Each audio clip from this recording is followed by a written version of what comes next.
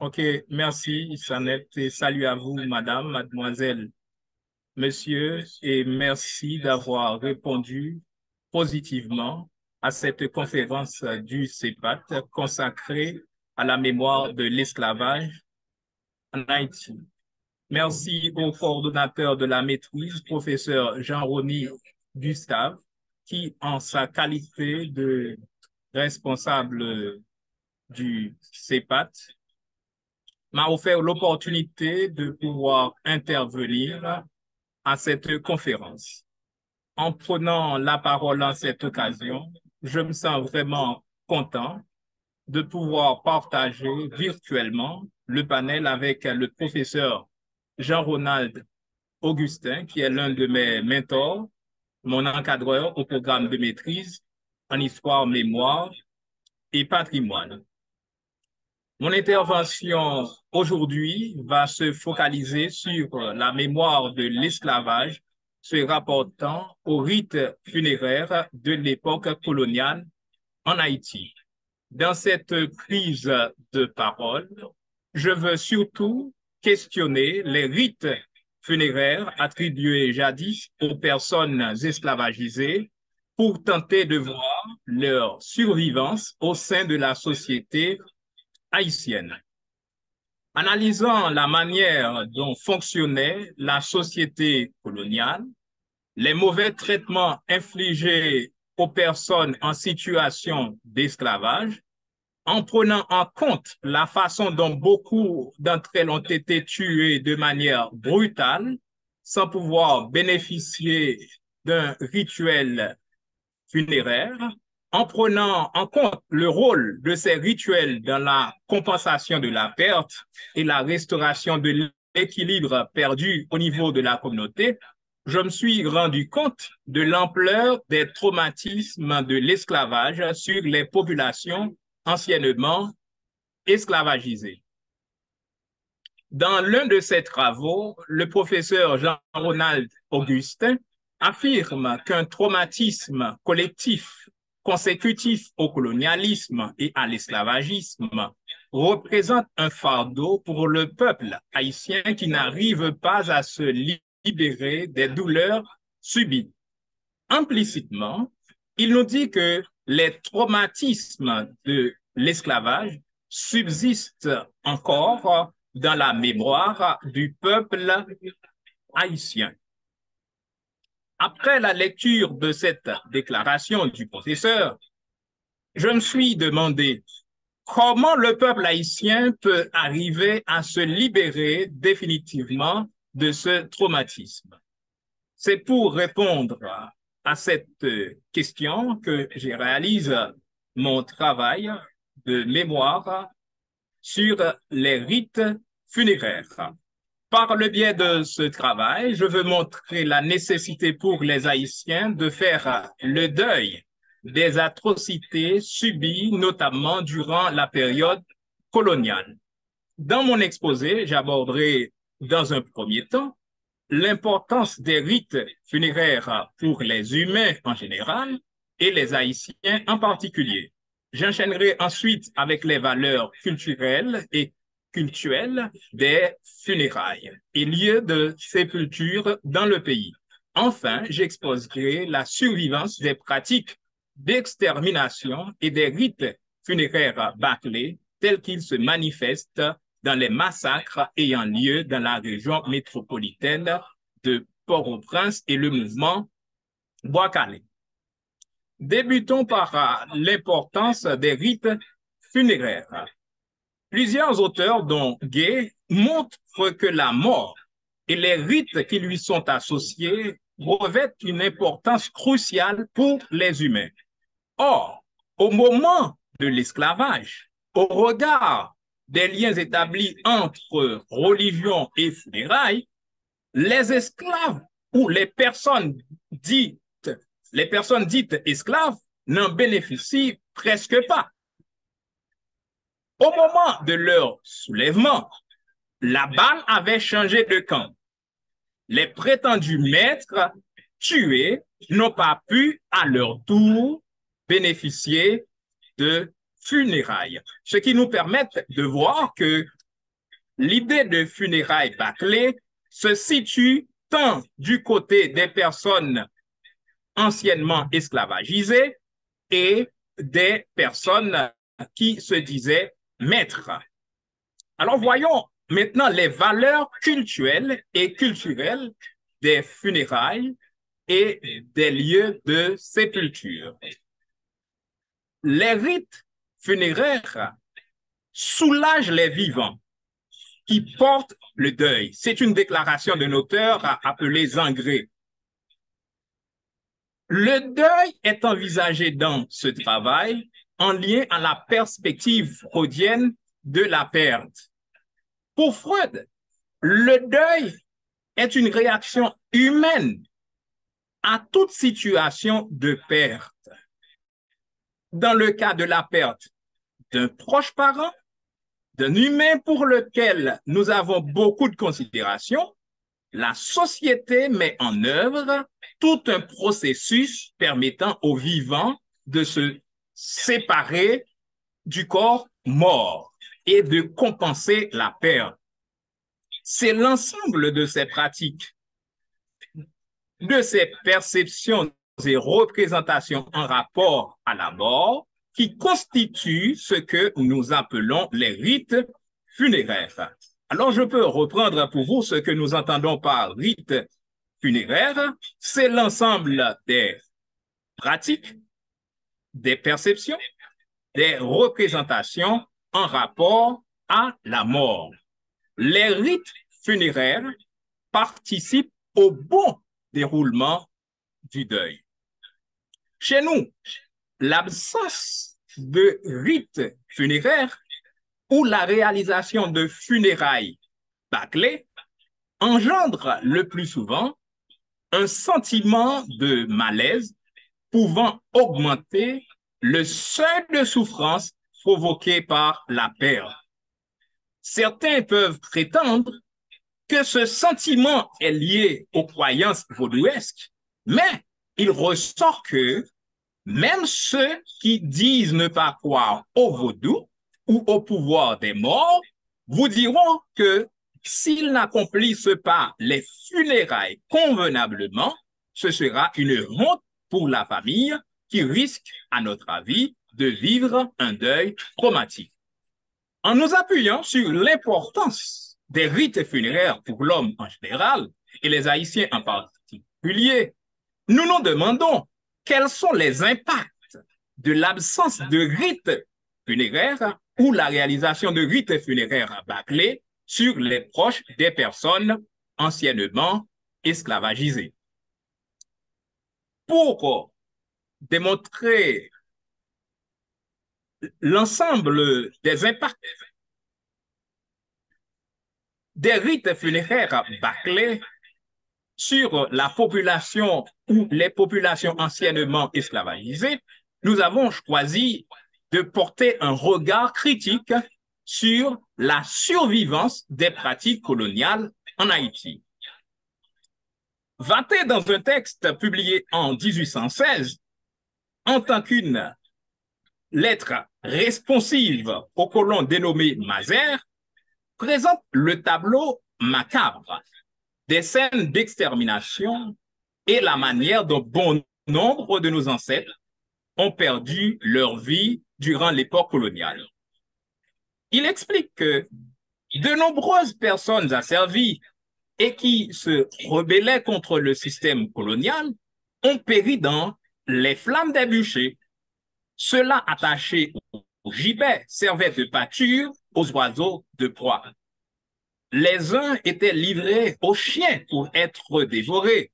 Les autres, plus heureux, périssent sous les coups de poignards et de baïonnettes. On retrouve la description de cette même scène dans le texte intitulé « Discours sur le colonialisme » de Aimé Césaire. Dans cette œuvre, Césaire expose des scènes de terreur mettant en évidence la barbarie du système colonial et montre que les instigateurs de ce système sont indéfendables aux yeux de l'humanité. Il est tel que bien des années après sa mise à pied, notamment en Haïti et en Afrique, les Occidentaux n'arrivent pas à réduire les séquelles de ce système monstrueux.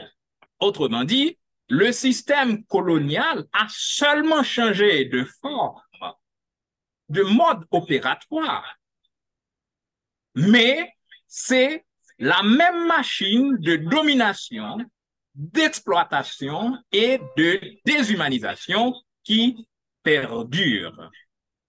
Par exemple, les coups d'État militaires enregistrés en Haïti, les massacres, l'affaire de Télébrun, les scènes de déchutage enregistrées de 1986 à nos jours, le mouvement zéro tolérance orchestré sous le pouvoir Lavalas, le récent mouvement Bois-Calais nous permettent de voir que les pratiques d'exécution sommaire perdurent et tendent à se faire passer sous d'autres appellations comme étant des phénomènes nouveaux. Cependant, en les passant au peigne fin, en revisitant le mode opératoire utilisé, on retrouve en substance, la même allure, les mêmes caractéristiques que le soulèvement général des esclaves et des scènes d'exécution des personnes esclavagisées telles que relatées par Vathé et Césaire. En passant en revue ces scènes de terreur, on trouvera qu'un très grand nombre de gens ont été tués sans pouvoir bénéficier de funérailles ou on jouit tout simplement de ce qu'il convient d'appeler funérailles bâclées.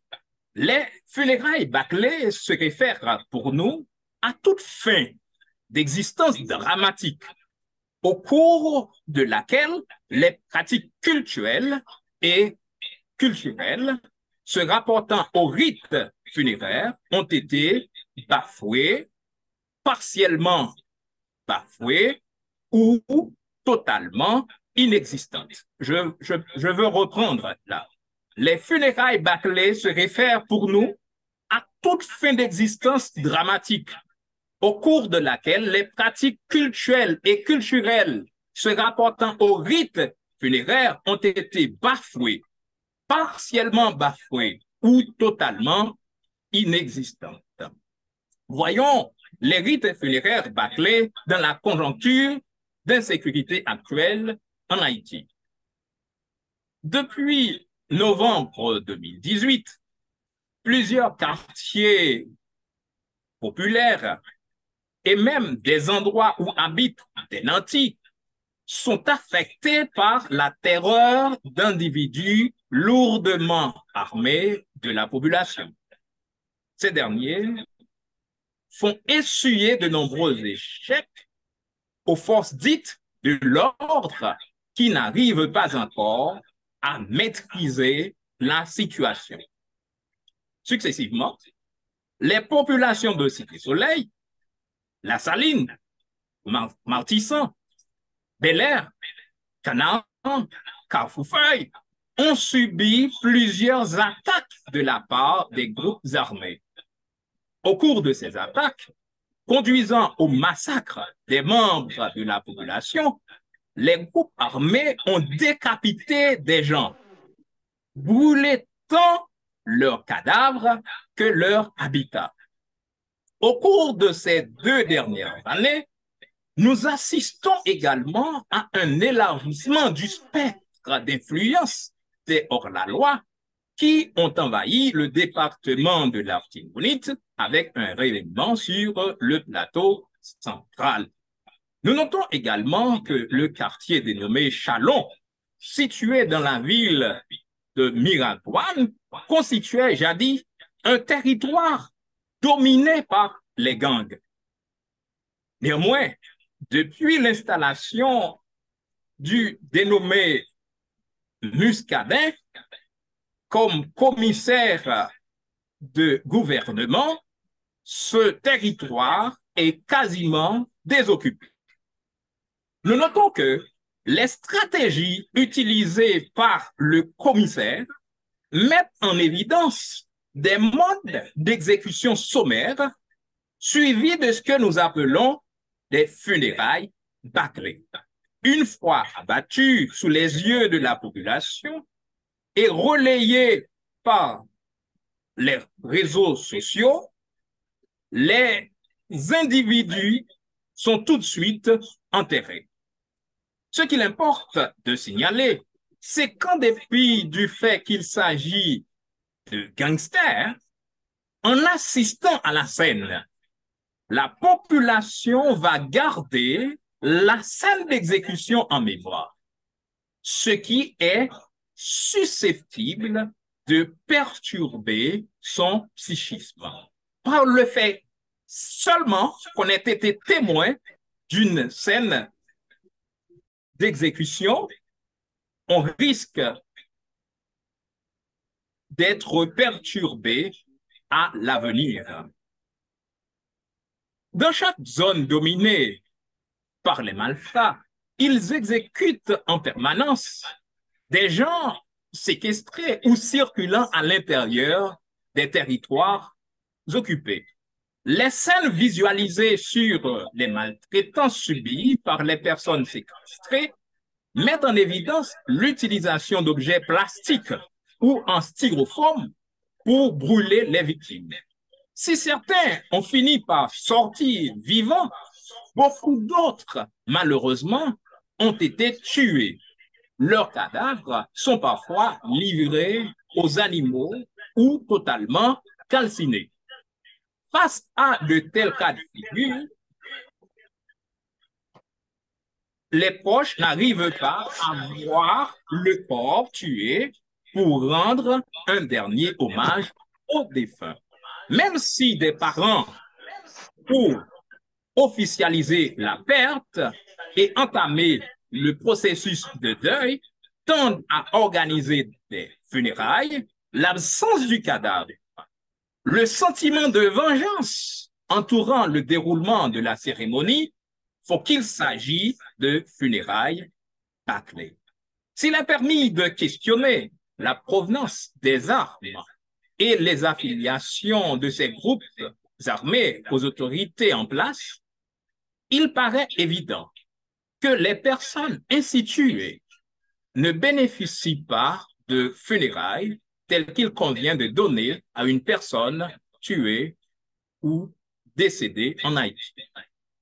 En considérant que les forfaits qui viennent d'être évoqués sont provoqués par des membres de la population à l'encontre de leurs semblables, la population haïtienne qui a subi les tremblements de terre de 2010 et 2021 notamment, des ouragans, de l'épidémie de choléra et la pandémie de COVID-19, qui ont provoqué également la disparition d'un certain nombre de personnes qui n'ont pas pu bénéficier de funérailles ou qui ont tout simplement bénéficié de funérailles bâclées, cette population est grandement traumatisée et a besoin d'un temps de répit. Il convient alors d'envisager un mécanisme pouvant permettre à la population de faire le deuil des atrocités subies. Comme les atrocités n'ont fait que perdurer, troublée dans sa quiétude d'esprit et son humanité, la population recourt à la vengeance populaire, d'où le mouvement Bois-Calais.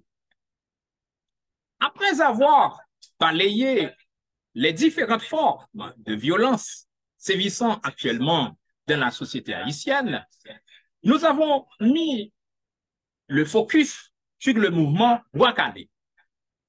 Ce choix intervient en fonction des liens de similarité entre les scènes d'exécution observées au cours du mouvement Bois-Calais et celles décrites par Vathey dans sa lettre responsive à Mazères. Avant d'entrer dans les comparaisons, faisons le point sur ce qu'est le mouvement Bois-Calais.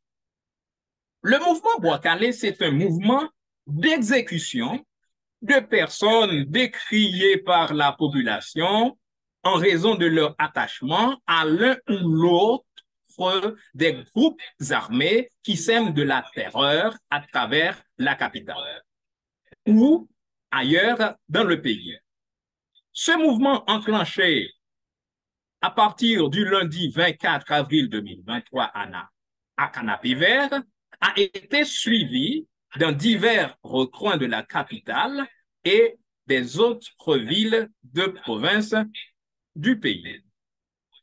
L'appellation Bois-Calais, utilisée pour désigner le mouvement, tire sa source dans un mouvement enclenché auparavant par la population pour protester contre la vie chère. Dans une vidéo qui a été devenue virale sur les réseaux sociaux numériques, une femme interviewée au milieu de la foule avec une assiette et une cuillère en main déclare qu'il s'agit d'un bois-calais enclenché pour réclamer de meilleures conditions de vie pour la population et la mise à pied du gouvernement en place. L'expression bois-calais, madame, monsieur, n'est pas une nouveauté. Au sens propre, elle pourrait signifier éplucher le bois, caler bois en créole. Cependant, dans ces genres d'expressions, le mot bois-calais est utilisé au sens figuré pour désigner le phallus. Ainsi, bois-calais renvoie à un pénis non protégé lors des rapports sexuels ou un pénis dont le prépuce ne recouvre pas le gland. C'est une expression similaire qui a donné naissance au parti haïtien Tête Calée.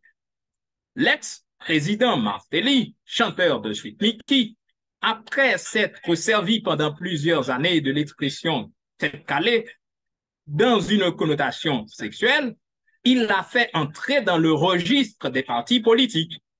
La notion bois-calais peut désigner également une relation sexuelle non protégée, faire le sexe sans user de condom. Dans beaucoup de cas, le lexique accompagnant bois-calais peut renvoyer à une scène sexuelle réalisée avec beaucoup de violence. Mais le mouvement bois-calais, version exécution sommaire, correspond selon Card à une réaction populaire, droit naturel et conventionnel à la légitime défense face à la cruauté extrême des gangs, en raison de l'impuissance de l'État à rétablir la paix et la sécurité dans le pays. Avec le déclenchement de ce mouvement, des présumés bandits sont pourchassés, lynchés et brûlés vifs dans tout le pays.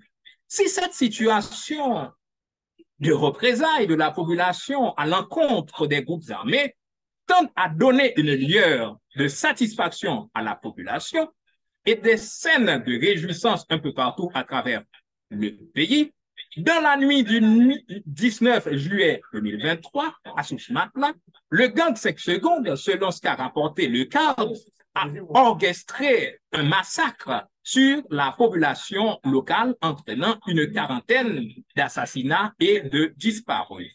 Les mêmes situations de représailles des bandits contre les membres de la population ont lieu également dans d'autres quartiers de l'Ouest et de la Tibonite, où les bandits ont pourchassé la population locale. Ces situations mettent en lumière un nombre de personnes subissant des morts violentes qui n'ont pas pu bénéficier de funérailles conformes aux pratiques culturelles et culturelles qui ont cours dans le pays. Elle révèle également l'existence de très grand nombre de gens qui n'ont pas pu faire le deuil de leurs proches, les procurer une sépulture pouvant leur servir de lieu de mémoire pour se recueillir à l'avenir. Ce sont autant de gens de la population qui n'ont pas pu faire le deuil et qui subissent des traumatismes en raison de la façon dont les proches ont disparu. Dans beaucoup de cas, la scène de calcination se déroule en présence d'un nombre incalculable de gens se réjouissant de ce qui s'est passé par le simple fait qu'ils ont en tête que la personne en question est un bandit. Il se produit alors, au sens d'Hannah Arendt, une sorte de banalisation du mal ou du droit à la vie, du respect de l'intégrité physique et psychique des personnes tuées. D'où les justificatifs de l'absence de funérailles ou la réalisation de funérailles bâclées pour les personnes tuées dans ces genres de circonstances. Calcinés en si peu de temps, ces gens connaissent une fin horrible, des funérailles sanglantes, proportionnelles au niveau de colère de la population en furie. Il n'en reste le plus souvent que les cendres ou des morceaux d'os calcinés allongés sur le sol. Même si le corps n'a pas été totalement calciné par rapport aux motifs avancés pour justifier ce mort sanglant, cette mort sanglante, les proches parents qui seraient présents sur les lieux du crime ne risqueraient pas de réclamer le cadavre pour procurer un dernier hommage et une sépulture aux défunts. C'est cette même réalité qui entourait la scène d'exécution des personnes esclavagisées. Les proches parents assistaient impuissamment à l'exécution des membres de leur famille sans pouvoir pousser un cri ou adopter une attitude qui soupçonnerait un quelconque lien avec la personne en cause. Dans ce cas, aucun proche, aucun membre de la communauté ne saurait se présenter pour réclamer les corps, procurer des funérailles et un lieu de sépulture aux défunts. Ce qui révèle en quelque sorte l'absence d'un très grand nombre de lieux de mémoire ou de cimetières dans le pays. Alors, je vais vous faire une comparaison entre la description d'une scène d'exécution par Vathey, telle que relatée en 1816, et une scène de description par rapport au mouvement Bois-Calais. À la page 98 de son texte, excusez, de préférence aux pages 98 et 99 de son texte publié en 1816, Vathey nous dit « Trois hommes devaient être brûlés vifs. Dès le matin, ce bruit circule en ville. Une foule immense se rend sur la place pour voir.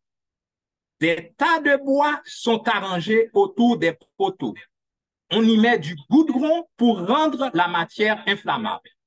Tout le monde se place à l'entour du bûcher. Une fumée épaisse s'élève. Leurs victimes sont entièrement réduites en cendres. » Ça, c'est une scène décrite par Vathey. Alors, voilà une petite description d'une scène d'exécution observée dans le mouvement Bois-Calais. Les victimes sont frappées, ligotées, forcées à se coucher par terre. Des caoutchoucs sont placés sur leur tête. On répand de l'essence à profusion jusqu'à ce que le corps soit entièrement réduit en cendres. Alors, on peut se demander qu'est-ce qui a changé.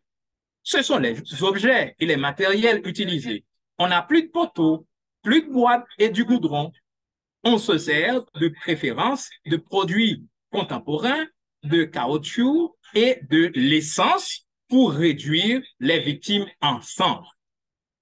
En fonction des pratiques culturelles et culturelles qui ont cours dans le milieu haïtien, Le non-accomplissement de rites funéraires ou l'accomplissement de rites funéraires bâclés peut avoir des impacts négatifs sur la santé mentale des proches. Ce phénomène répercute particulièrement sur la dynamique actuelle de la société haïtienne. Il se traduirait par les luttes intestines sévissant au sein de la population haïtienne, donnant lieu à des pratiques d'extermination, exécution sommaire, massacres, pendaisons, tortures, qui ne sont pas moins la survivance des pratiques d'extermination du temps ou de l'époque coloniale.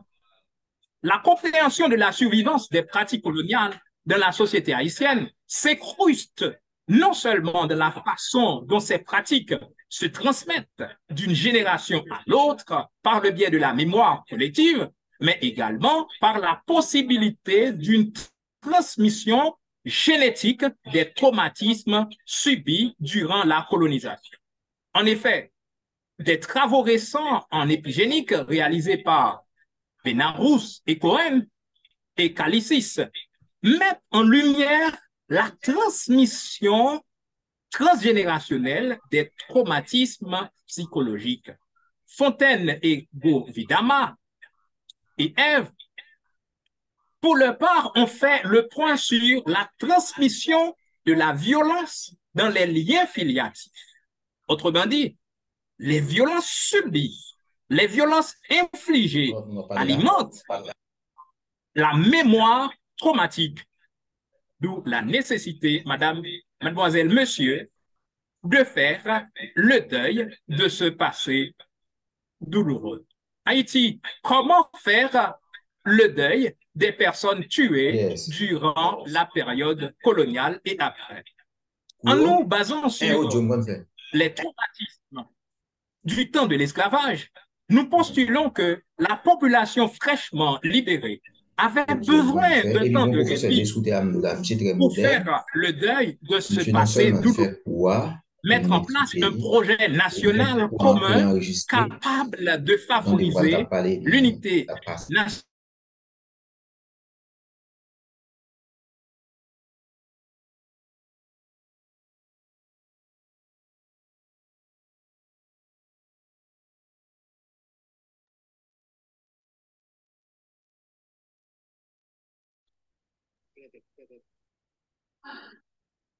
Non?